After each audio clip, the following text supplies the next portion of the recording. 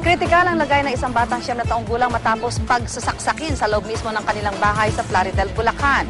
Ang suspect, ang 17 taong gulang nilang kapitbahay.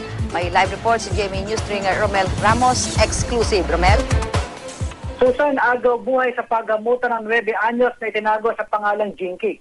13 saksak ang kanyang tinamo sa leeg, lalamunan, dibdib, braso hanggang paa. Basag paraw ang bungo nito dahil sa palo ng paleta. Ang suspect, ang 17 anyos na kapitbahay ng biktima na itinago sa pangalang Jeff. Nasaksihan mismo na nakababatang kapatid ni Jinky ang panaksak habang natutulog sila sa kanilang bahay pasado alas 11 ng gabi nitong Sabado sa barangay Parulan, Plaridel, Bulacan. Ang 5 taong gulang na ito pa mismo ang humingi ng saklolo sa kanyang mga kapitbahay. Ang suspect sa bintana ng bahay dumaan papatakas.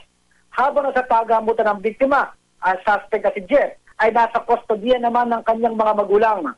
Hustisya ang sigaw ng pamilya ng biktima. Depensa naman ang pamilya ni Jeff. Hindi siya ang sumaksak sa biktima, ngunit handa naman daw silang harapin ang alegasyong ito. Susan? Maraming salamat, Romel Ramos.